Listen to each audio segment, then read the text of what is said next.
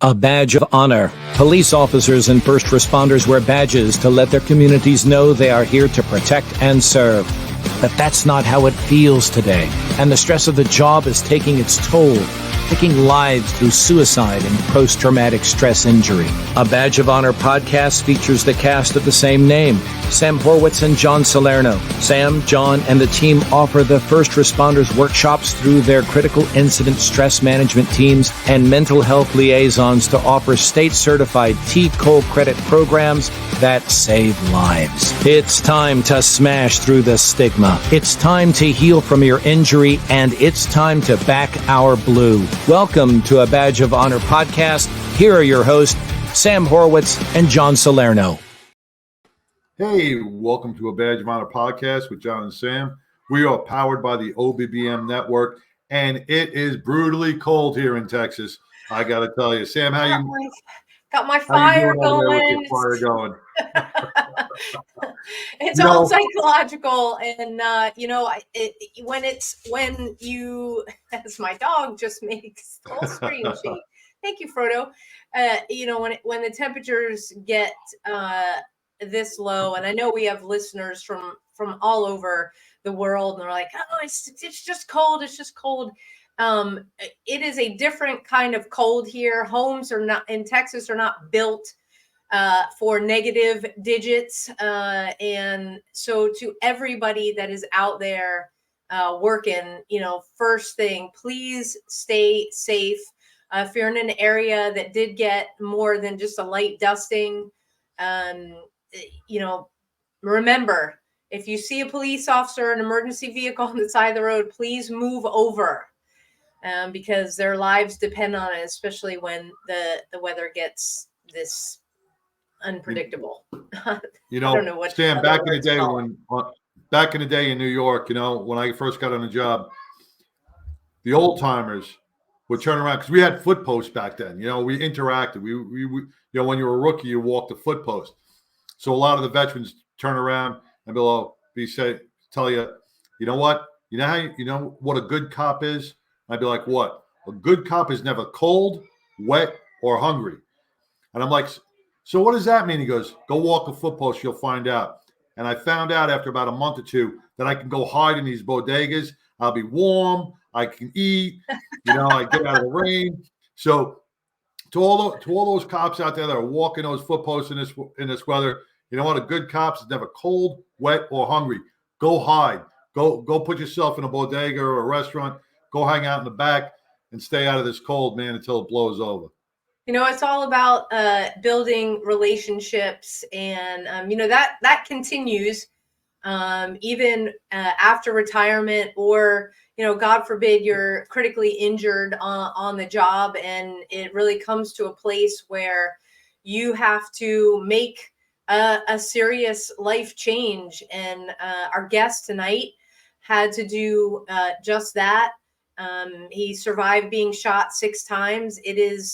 That's the reality of police work on any given day, but it's what he did and how he chose to recover, and his foundation that he has now, and giving back to our first responders. That is just truly one of the most inspirational stories I've ever heard.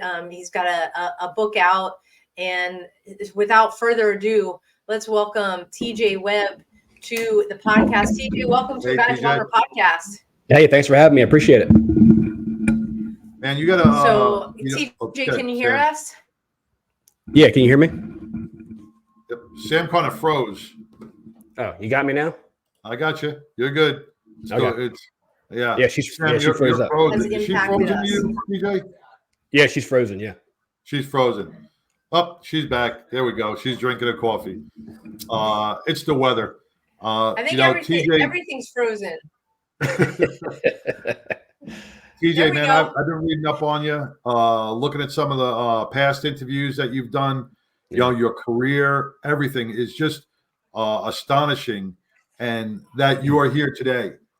Everything that you went through physically, mentally, emotionally is truly an inspiration to every officer out there to follow the same path. on every level. Not only if you've been injured, but just to follow your path on every level, because it makes you a mentally healthy and a better officer out on the street. So I want to thank you for that before we even start. Yeah, thank you. I appreciate that. So, well, let's just dive right in, man. Tell us a little bit about yourself. Where you started your law enforcement career? Yeah, so I spent my entire law enforcement career in the state of Delaware. Started at a couple of smaller agencies. Most agencies in Delaware are pretty small. It's a small state. Made my way up to a mid-sized agency, what would be considered a mid-sized agency in Delaware, which is about a 40 officer department. Finished there after 19 years. My 17th year is when I was injured, but during my career there, I was pretty fortunate.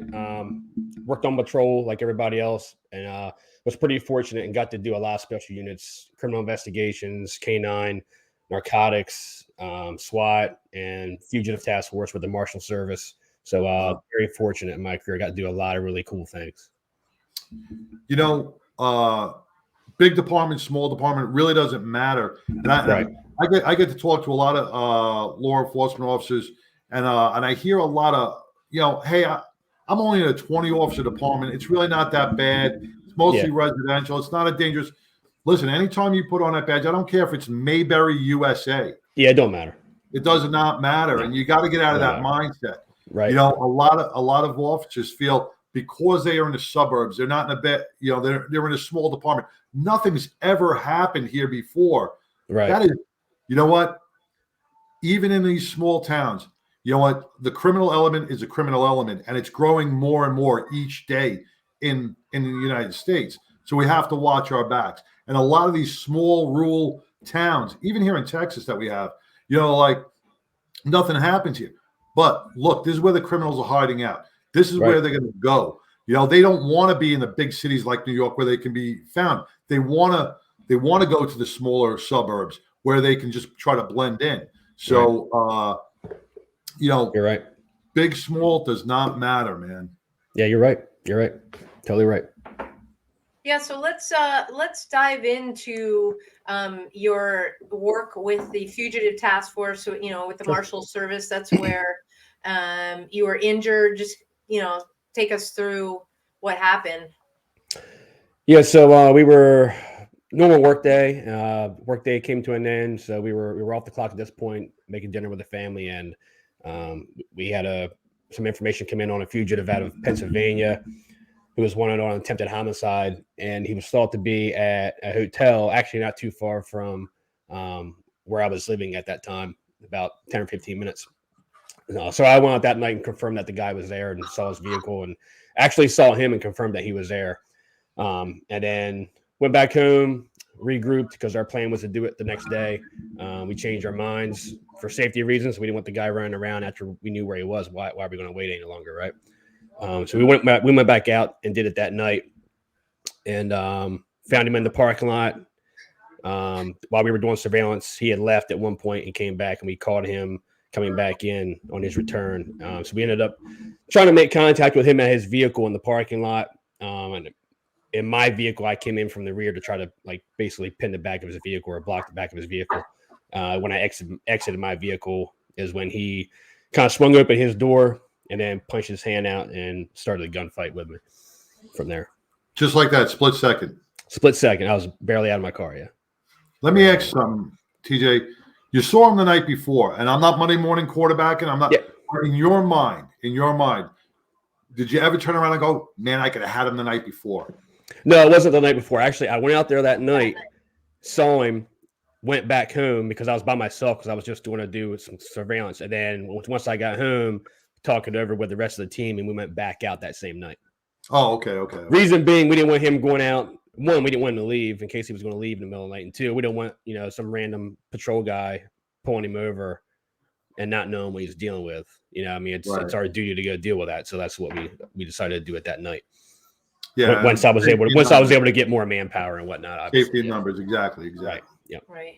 Yeah. So that's when things change. Just like John said, in a split second, yep. You're behind him. You get out of your vehicle. He opens his door and shots fired, and you realize that something's not right. As I introed at the beginning, you were shot 6 times total. We've got to take our first break. When we come back, we will pick up right from there. So stay tuned, everybody. All right. Move freely, America, without medical restrictions or penalty. Without medical freedom legislation in place, our rights and freedoms are one vote away from being dissolved.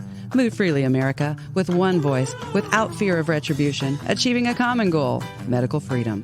We the people make our voices heard by connecting with state legislators and engaging a constitutionally compliant medical Bill of Rights for all citizens. Individually, change is improbable, but as an aggregate, attainable. It's time to act with one voice. My voice. And my voice. And my voice. And my voice. To protect our freedom, creating one voice that cannot be ignored. This requires your voice, too. Move Freely America. Go to movefreelyamerica.org to find a chapter near you. Plug in, donate, and help our legislators defend our God-given rights under the Constitution. Move Freely America.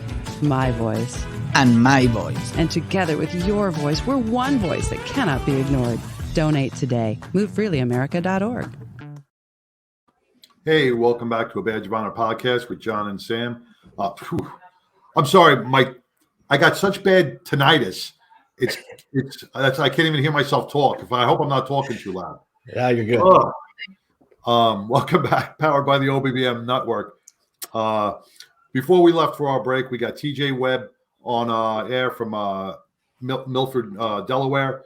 He's a retired police officer who has an extraordinary story on perseverance, how to overcome a lot of different obstacles, and it was almost a near-death experience that has changed your life substantially.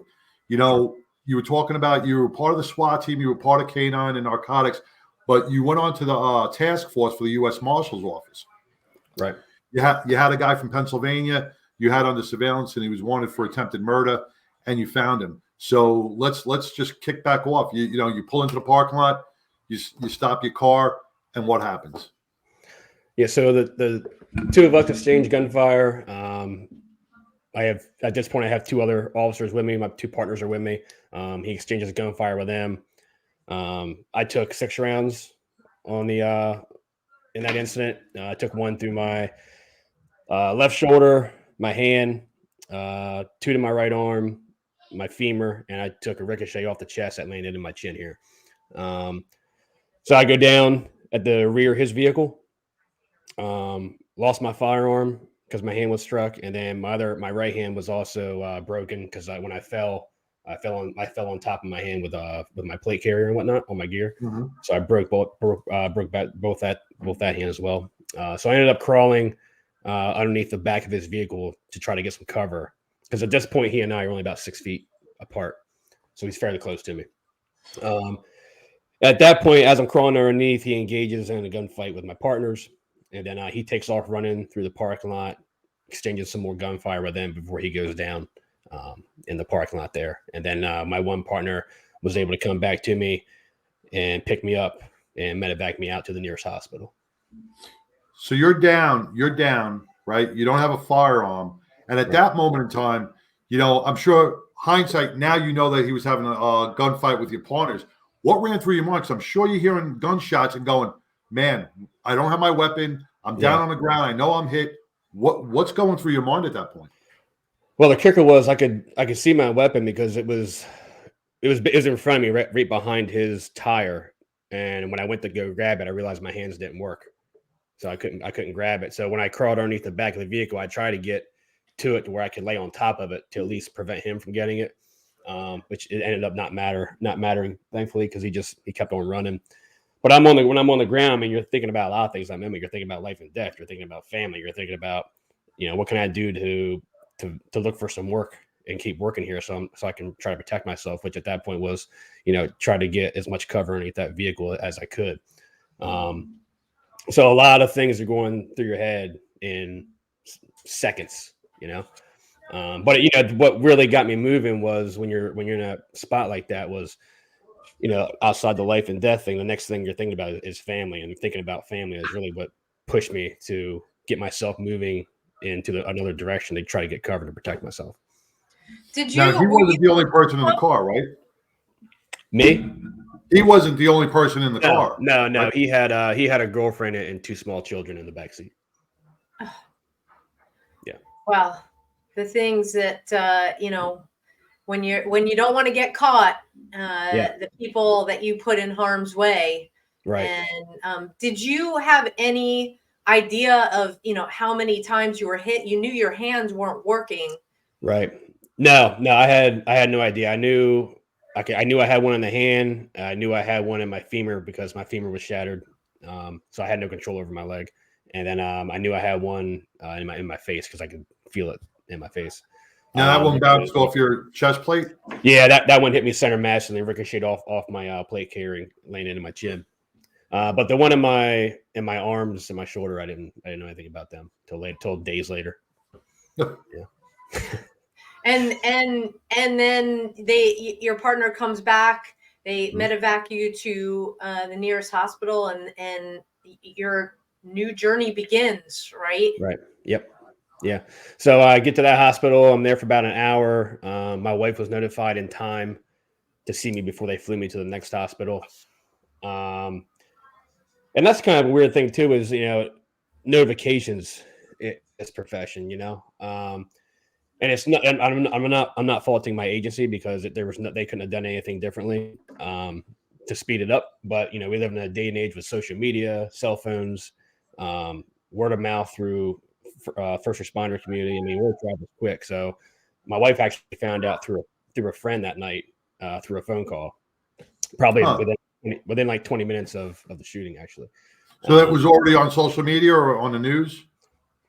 Word of mouth through, I think it started through word of mouth with first responders. Then it was talked about on Facebook and social media and all that stuff. Did she know where you were going to be that night? Your wife? Yeah. We were actually, yeah. Before I left, we were actually home making dinner before I left the house. So I left to go to, I was like, yeah, this will be a quick one. We'll be right back. Funny, I'm just going to get something for attempted murder. I'll be right back. Yeah, I was like, we know where the guy is. Like, it won't take long. We're good. I'll be back soon. Don't worry about it. Yeah. But 3 weeks later, I came back. Yeah. Were the potatoes cold? Very, very cold. Very cold. So the notification, depending on who makes a notification to your family is how your family is going to react. So, right. Some people are cold, some people are just blunt, some people are sympathetic and emotional. How was the notification to your family? My agency made the notification. I mean, it took a long time. It went up and down the chain a little too much, in my opinion, which, I'm not mad about that. It's they had never dealt with something like that before. So I ended up going back to the sergeant of our CI division, who was off duty, and actually called her and then met her at the hospital after she had already gotten to the hospital. Yeah. Called her. And then, they had to call her because she was already gone. Oh. So she was already at the hospital when they were able to get to her. She was already there. Oh, okay. And then they ended up driving her to the next hospital. So, yeah. So you're at the hospital. When's the first time you get to make contact with your wife?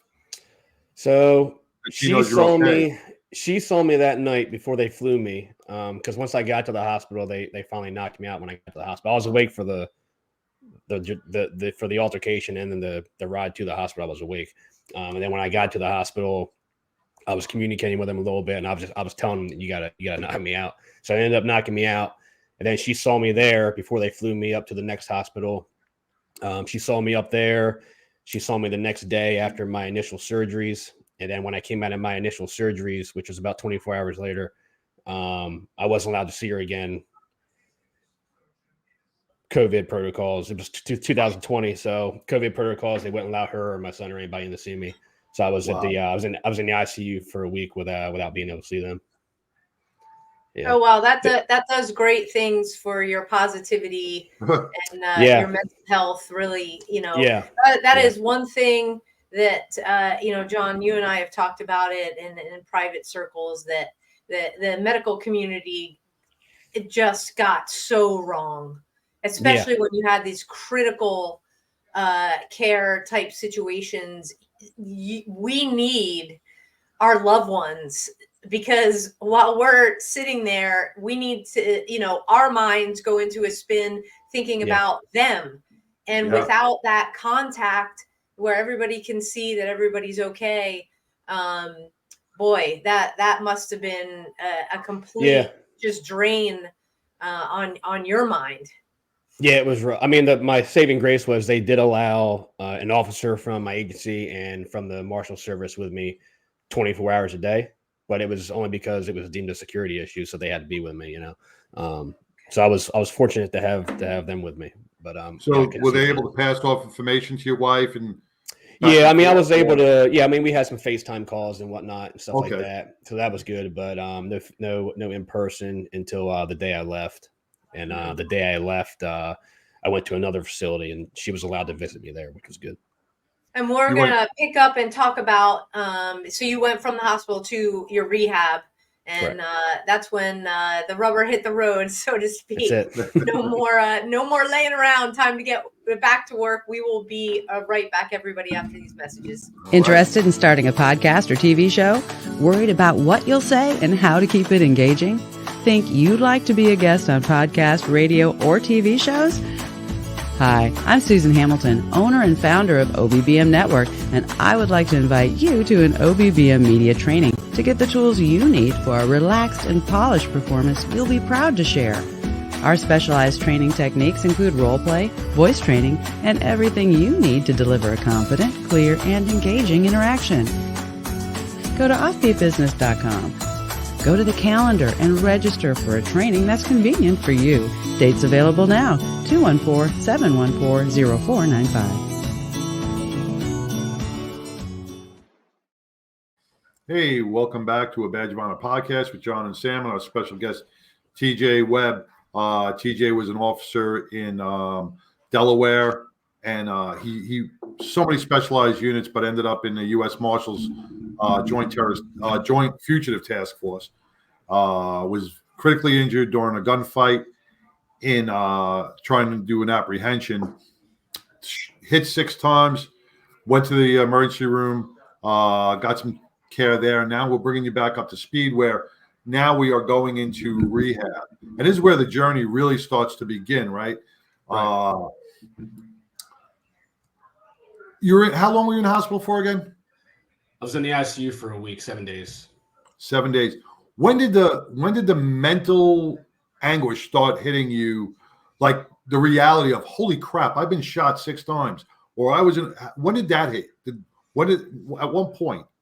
Night 1 of rehab. That was the first time I had a single second alone, and I had the entire night to myself. So that's when it really started sitting in on me. What goes through your head at that point? Because a lot of officers don't ever know, what to expect. How will I react? What's going to happen down the road? So you're just sitting there by yourself, and your thoughts start getting the better of you.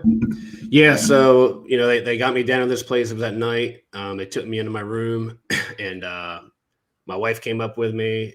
Some of the staff from the hospital to welcome me real quick. My wife left because it was past visiting hours, and I'm in this room by myself, and it's, I've room to myself, thankfully. But I was by myself for the first time. So now everything's hitting me, how bad is this? What's my recovery going to be? Am I going to be able to run again? Am I going to be able to play baseball with my son again? What am I really looking at? Right. So it was a sleepless night. And then that morning came, and I remember, like I said, it was pitch black. I remember the room to my door swung open about 6 a.m. and it was an in-swing door. And the nurse was coming in the morning to get me up and start the day. And I saw that light shine in from the hallway, shine on that door. And I just thought, man, this is going to be a challenge. And it's going to be rough. And I don't really know how I'm going to handle this. And I thought back, for some reason, I had read a book about 6 years earlier. And the book was called The Trident by Jason Redman. And I won't get into Jason's story, but he was a SEAL who was injured severely in 2007. And he wrote a book called The Trident. And in his book, he talked about his time at Walter Reed and how he made a sign for his door at Walter Reed, which is basically like a tool he used for motivation and whatnot. And I thought, man, I think I'm going to try this. So I had my wife bring me a marker and some paperboard, and I made my own sign up to put on my door. And the sign said, "Notice to all who make entry here, you must enter with hardened minds and a strong ethos. I'm not here to get back to where I was. I'm here to be better than I was, and I will surround myself with like-minded people. Do not enter with dejection or disdain, sadness or empathy, anger or fear, or you will be turned away. I received these injuries doing a job that I love for the people in the community that I love, and I received them alongside my brothers who I'll join again soon." And I slapped my patch on there. I slapped the Marshals patch on there. Excuse me. Hung it up on my door, and for two reasons, really. One, for what it said. I didn't want a pity party in my room.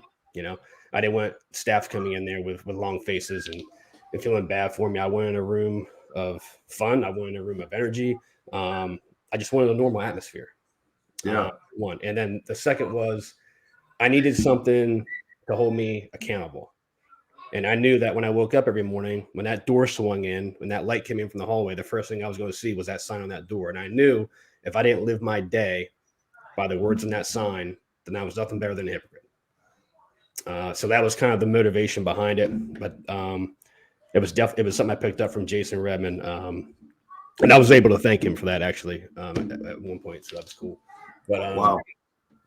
But yeah, it was a motivational tool, and it worked out. I had a meeting with the staff at that place about, their expectations, and I had my own expectations. The thought was my recovery time was about 18 to 24 months before I could consider maybe starting to try to run again. And it wasn't good enough for me. I thought I was better than that. I thought I could do better than that. So I said I'm going to run a half marathon before the first year's up. So I knew I had some work to do. So PT started. I had 2-hour sessions of PT a day. But 2 hours is nothing when you look at the whole day of 24 hours. Still got 22 hours to go. Right. Sitting in my room watching Netflix, it wasn't going to get me anywhere. So, I had to come up with things to do on my own. I was doing stuff on my own in my room. Ate dinner every night. I would call the nurse's station to come help me take a walk with my walker. Just trying to stay busy and always, kind of go the extra mile a little bit. Now, one of the surgeries was a significant one on your leg because you were hit there, and there's a picture on the website of you in this specialized, vertical walker. Right. How long was it till you could really, because all the injuries to your upper body, where you could get out of bed? Because we know that it's a critical time after surgery to getting you upright, because you don't want, the embolisms and clots to set in. I was probably in there for maybe a week or just shy of a week before I was starting to push myself to get out of bed on my own. I still had a lot of atrophy in my legs. I had a rod put in my leg. And that was the main problem, was getting that leg to move again, to get it to bend, because it was just stiffened up from the surgery and sitting around. It took me a while before I could start physical therapy, because they were supposed to start a couple of days in ICU, but my blood level kept dropping, so I had to have a few transfusions. So every time they got me up, I would pass out. So it took a while to get past that. So I was in there for maybe almost a week before I could start getting up on my own. And then it was just PT every day with that leg. And then once I got out, which was about 2 weeks later, I was there for about 2 weeks. Got home that night, started outpatient physical therapy the next day. Same deal. Went in, met them, had a meeting, their expectations, my expectations. And then I was there for about 4 months. And about the 4-month mark is when I started getting outside and starting to run a little bit. Oh, that's great. Let me ask something. And the PT therapy, 2 hours PT during the time in rehab. Mm-hmm. At any point in time, because this is 2020 now, right? Right. Yeah. We're fully vested, so we say, in the mental health aspect. At any time, did anybody come in to discuss PT on your mental health, or discuss like, hey, how you doing mentally with this? Right. When I was in the ICU, The state has a program where they'll send somebody in. So they sent a lady in to see me when I was in the ICU still. But at that point, I didn't want to talk to her. She wasn't. Of course not. It's new. She wasn't a first responder. She was just John Q. Public, which is fine. But like how it is as a first responder, you want to talk to another first responder. Like, and me, I was fortunate because I had a lot of guys reaching out who had been in shootings, but I wanted to talk to somebody who had been in my shoes and had been shot. Right. And thankfully, we don't have a lot of those in my area. So it was, I couldn't really find one. So it was something I had to work through on my own, and look for other resources like Jason Redman. I used him for help, and it was just. But as far as like come outside of that, no, I didn't have anybody come and talk to me. At that point, it's pretty much on you. It's on you. Now, I was just going to say, because I was watching one of your interviews, and what helps a lot of people, and this brings us up into your book, is that you started journaling for your own mental health, right? So tell us how that started and why did you start that? Actually, this is a great turning point because you took control of the situation and you're healing both physically and mentally. And that's huge because we often hear stories where people just feel like they're floundering. Right. So we'll get into that when we come back from our next break. Great. Look, when you need to respond to an aggressive situation to protect yourself, your family, or your property, understanding your firearm and legal position are critical. Officers know your skills are only as good as your commitment to training. So know what you're doing. So when you're in a vulnerable situation, we can count on your response. Whether you're a beginner or a licensed gun carrier, Carry in Texas offers basic firearms training, Texas permitless carry courses, license to carry, and basic 2A courses so you can understand the responsibilities, situational awareness, and learn the technical skill required when you carry your firearm. Go to carryintexas.com to find the right course for you. Join me, former United States Secret Service agent Samantha Horwitz on the range for beginner basics, LTC prep, and range practice. Go to carryintexas.com today. That's carryintexas.com. Hey, welcome back to the Badge of Honor podcast with John and Sam. Our guest, TJ Webb, retired law enforcement out of Delaware. We've been hearing this amazing journey of yours from near-death experience, from a shooting all the way through our hospital stay, and until you had to take control of your own life and say, I'm strong enough, I'm going to get myself through this. And, a lot of guys out there just don't have that support network, or they do not have the inner strength, or they don't know that they have the inner strength to do this. Right. Everybody really has it in them. It's just that they don't know, or they don't know how to find it. You have to make a choice. Yeah. They have to make a choice to dig deep. Right. And not, there's different ways. Everybody finds a different way to heal themselves, right? You kind of found it through journaling and writing stuff down and getting stuff out, correct? Right. When did that start? When did the journaling start? Actually, it was day one at the outpatient rehab, or somewhere the very, very first couple of days of rehab. I couldn't use my hands. I couldn't write because both my hands were still broken, but I had my phone so I could do like voice notes. Mm-hmm. So I started journaling every day on how I felt emotionally, how pain was in certain areas, and just started going from there. And it was just a way to keep track of, initially, mostly like pain wise, like how's my leg feel today after I did this? How did my hands feel after I did that? And then it just started growing to, well, maybe I'll document like how I feel emotionally today. And then it started working, because if you think about something, it's one thing, but when you start putting it in black and white and you can read it, it becomes something different, So I did that I still do it now. I still journal stuff now, it's, but initially it was just a way for me to look back over time and see how I grew mentally and physically is what it was. Well, that's a big thing too, because you check your progress.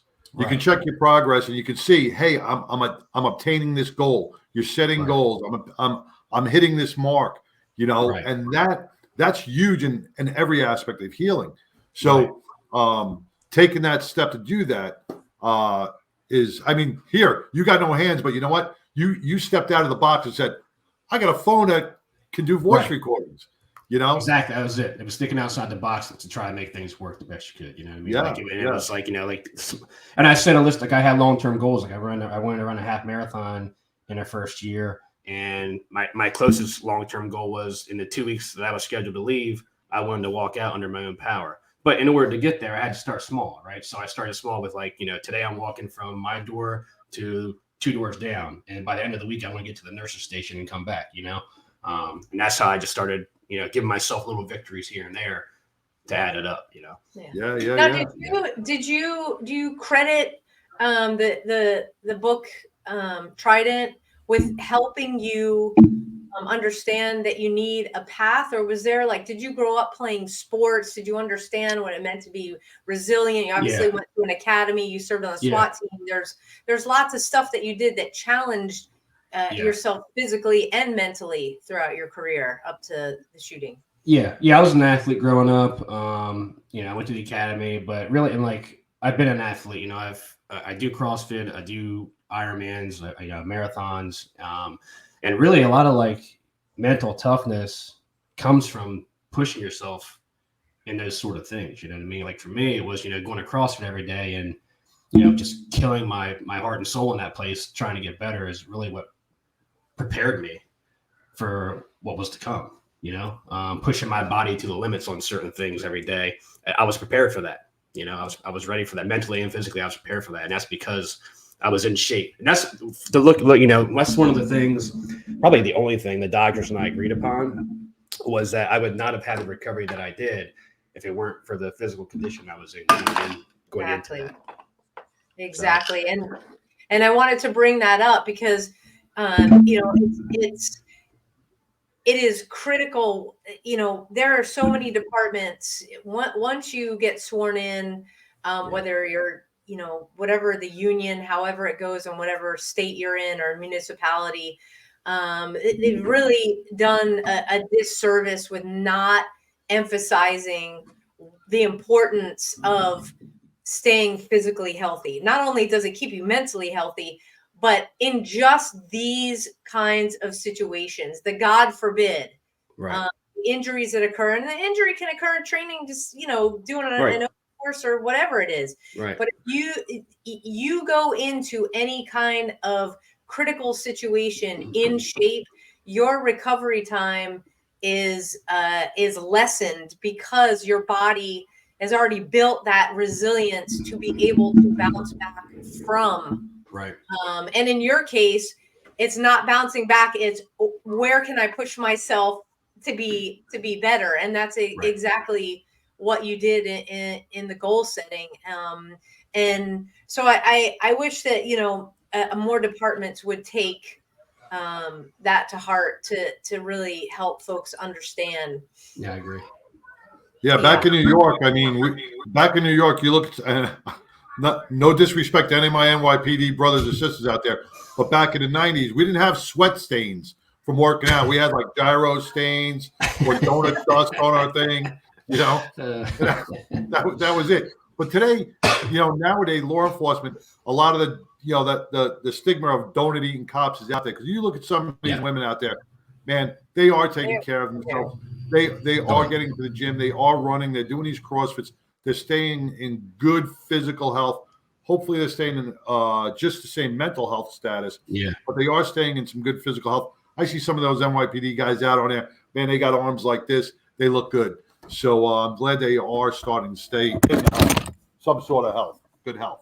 Yeah. Yeah, I believe it's becoming more popular now with especially like the younger crowd coming into the profession. I feel like it's a lot more popular now to work out and be fit for the job. I feel like it's catching on. And the fact that they see people like you and some of the guys and girls, ladies that have been around 10 plus that are taking care of themselves and kind of emulate. Those are the role models that you want to have. John, I think you froze. You Can you hear did me? in quite a. It looks like I can you're hear ready you. to like jump through the screen. Yes, we can hear you just fine. But TJ, you know that leads us up into the book because you documented a lot. You're talking. You're going into departments now. You started your foundation. Let's talk about that as soon as we come back from our last break. Sure. We'll be right back, everybody. A Badge of Honor podcast. To the Health Engineer Show. I'm Cliff Buckley, the Health Engineer, right here on the Offbeat. Hi, I'm Larry Cortamp. Hi, my name is Susan Hamilton, and you're watching Offbeat.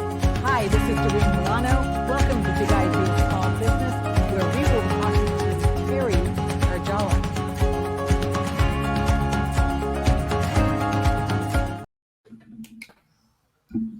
All right, we are back. John, can you hear us? Yeah, Yep. I can. I had to log out and log back in. I guess a little freeze. And it is doing that right now as we speak. Before we went to break, TJ, we're talking about your book and that you're going into departments to talk about your journey back. What's your overall message? Well, first you have the foundation, and what's your overall message to the audiences that you speak to? Well, it's don't give up. I mean, I speak to first responders. I'm starting to add in some other stuff now, but mainly it's one, take care of yourself physically and mentally, whether it's through fitness, through open communication with friends, family, loved ones, whatever it may be, because mental health is key. But it's mainly just don't give up. Don't give up. There's always more in you than you think. You're capable of a lot more than you give yourself credit for.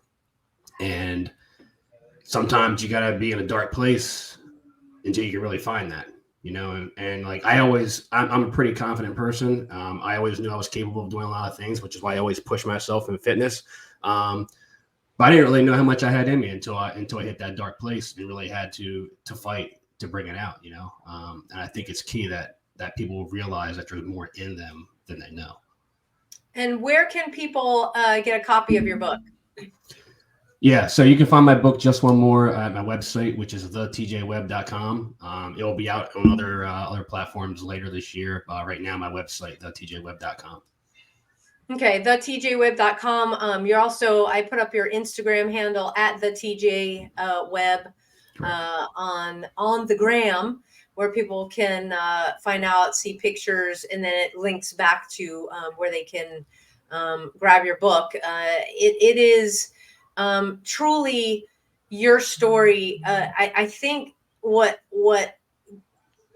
gravitated how I took it was that resilience part, because we talk about that, the wellness and resiliency component from the mental health side in the workshops that we do, and bringing in that wellness component of being fit has everything to do with how your brain operates, because you went through multiple surgeries, you had the drugs pumped in you. It takes a long time for the anesthesia to come out. So this isn't like optimal. Right. But because of the shape you were in, I just want to emphasize that again, that everything was able to clear out of your body. You were able to get back moving. And what was the first thing you did? Was it a 5K? No, so I started running after 4 months, and then November, which would have been 11 months, I ran a half marathon 2 weeks. And I didn't do the 5K. No, I went right to the half marathon. Actually, it was the fastest half marathon I'd ever run, actually. With a steel rod in your leg. With a steel rod, yeah. And then 2 weeks later, I ran another one. A couple months after that, I did the David Goggins challenge, which is a 4x4x48, which is 4 miles every 4 hours for 48 hours for 48 miles. And then at the 18-month mark, almost to the day, I did a half Ironman. That is amazing. It is. It's inspiration. Yes. What was the hardest part? For the run? First time back. Yep. It was just very emotional. I thought about a lot of stuff. I don't listen to music when I work out. I usually stay in my head, and I did that for that run because I knew I had a lot to process, and I just processed everything I had gone through for the past 11 months leading up to it, the happiness, the sadness, the anger, the fear, the pain, all that. I processed all of that as I went through that race, and just kind of crossed the finish line, setting a goal and meeting that goal. It was a great feeling, it was my time to reflect on the accomplishments that I had made over that year. And it was a great feeling, it was a great feeling. If anybody out there listening could take one thing that TJ's been saying through this whole interview, is that you need to set goals for yourself, big, small, whatever, and congratulate yourself with a gold star, man, whatever it takes. Once you hit that mark, even if you have to pat yourself on the back and say, good job, these little triumphs will bring you to your ultimate goal. And, that's what's I actually think has saved you and put you where you are today. Correct, TJ? Right. Absolutely. 100%. Yeah. Yeah. You got to give yourself pats on the back. If you set a goal that's down the road and you're not giving yourself victories to get there, you're not going to get there.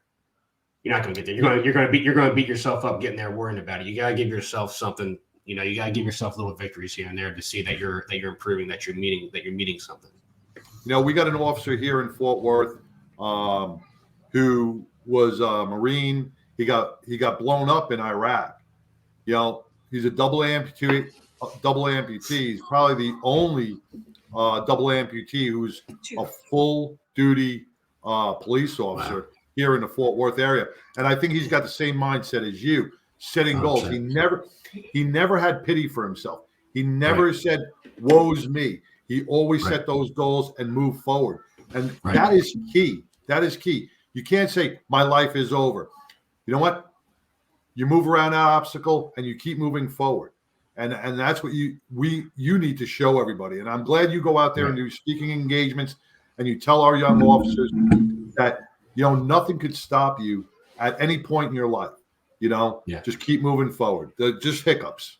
That's it. Keep moving forward. Yeah. And you're still employed by the department for it was 2 more years after your injury, correct? So this whole time in rehab and so it was about a year, almost 2 years. I stayed on as an employee, but I was out of work on workers' comp, so I wasn't working. I was just out on workers' comp because I was in physical therapy for nearly 2 years before I was determined that I couldn't go back. Wow. Okay. So I retired medically. And how was everything with your family, making the decisions to get back into running and the half marathons? And I mean, what was that like? It was good. I mean, like I said, we're a fitness family. So it wasn't, that was good because I got to work out with them. My son at the time when this happened was 7. He started seeing what I was doing, and I kind of I believe in mental toughness.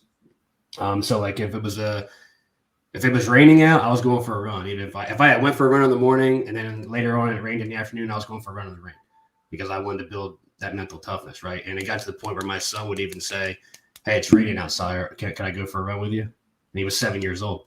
I'm like, "Yeah, we'll go for a run." They see it. They see it, man. Yeah. Look, you instilled such values and moral character within your kids, man. Yeah. That's beautiful. That's beautiful. Yeah. Well, that was part of it. I wanted him to be part of that healing process, so like I would give him jobs to do, whether, help me get my leg up on the bed, help me get some food, help me get my coffee or whatever it may be. I wanted him to be part of that healing process for his own mental health, you have to include the family. Yeah. They were there after the critical incident. They were there before the critical incident. And so they have to be part of all of those tough points, the happy points, and everything in between. And it does leave a huge imprint, especially on the kiddos. That is Definitely. Phenomenal.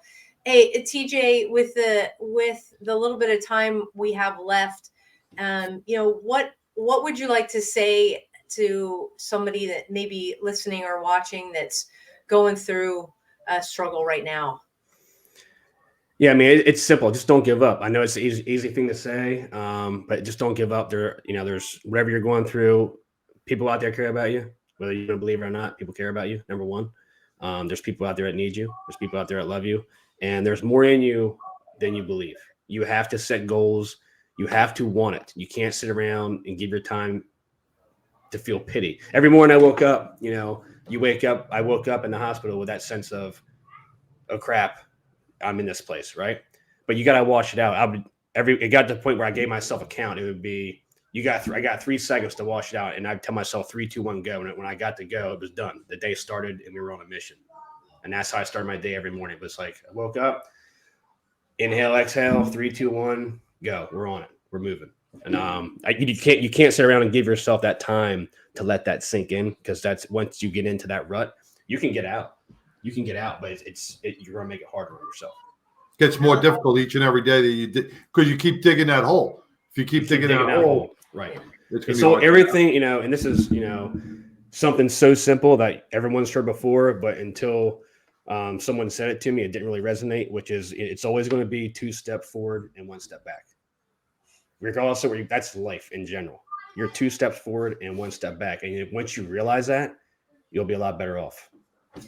Well, thank you so much, TJ. That's a perfect place to end. Again, at the TJ Webb on Instagram. You can get the book on thetjwebb.com and connect with TJ. Ask him questions. Let him be your motivator if you need one. TJ, can't thank you enough. Thank you for coming on and sharing your story and being that bright light of hope for so many. Really appreciate it. I appreciate you. Thanks for having me. Thank you. You bet. Take care. Thank you. Take care, TJ. Wow, just amazing, and it is, John. Like we always say in our workshops, there's always one more move, and I think TJ is one of those folks. We got to add him to our wall of heroes to really look up to. And to connect with when we need it, because it's not a great day every day, but 3, 2, 1, let's go. And Sam, with this podcast, with everybody that's listening outside of this, me and Sam have been doing this for a lot of years. We've gone through our challenges, but we learn something each and every day, and today I've learned so much from TJ. Just the way his inspiration, his power, his just everything shines a light, and it makes you want to be better. Just the way he speaks, it's like, man, I can do that. He gives motivation, and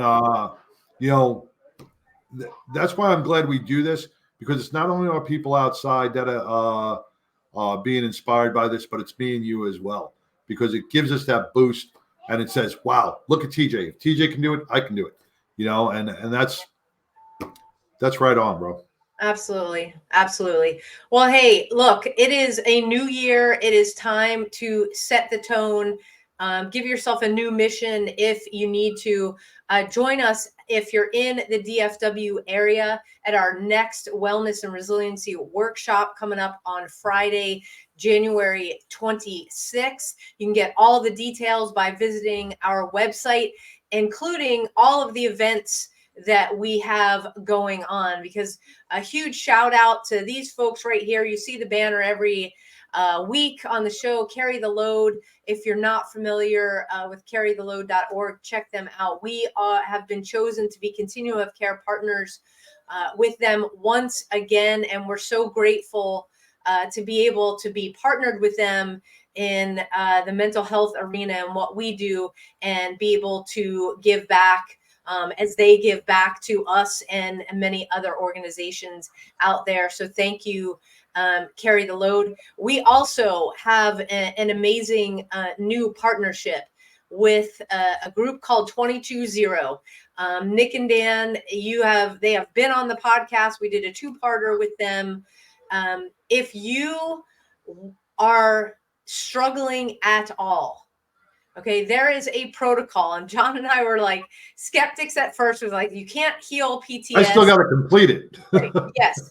But we are going through training with them to be able to bring the protocols to people, because you don't have to struggle, and understanding how the emotions get tied to our traumas was the first key in understanding how we deal with that and how we can get rid of it and live a life that feels much more free. Take it from me, went through it, take it from John, and then we'll have the team training as well. So 220.org. Nick and Dan are amazing. We are looking forward to starting our training with them this week. To all of the law enforcement officers out there, we are praying for you every single day. To all of the first responders, keep doing what you're doing. If you need motivation, check out TJ on the gram. Again, it's at the TJ Webb. Let him help you push yourself every day to reach your goals. To all of our veterans out there, thank you for putting in the time, putting in the fight so that John and I can do a show like this every week. To our active duty military out there, thank you so much for keeping us safe at home. We know there is so much going on in the world, so much you can get distracted with. Thank you for staying in the fight. John, take us home. Man, just one more thing. Coming up in April 5th, over at Siren Rock Brewery in Rockwall, we're going to be hosting, along with Laughter Saves Lives, a comedy show to help benefit our first responders. This will help with our workshops to provide scholarships for anybody who needs it. So it's going to be coming out on the website to buy the tickets very soon. So keep a lookout, and we'll let you know when tickets go on sale. Absolutely. Till next week, everybody. All Take right. care. Bye, John. Stay warm. Get healthy. Feel better. A Badge of Honor podcast is produced for the OBBN Network podcast and protected under copyright law. For content permissions, please submit your request to abadgeofhonor.com on the content page. For OBBN Network programming information, please call 214-714-0495 today.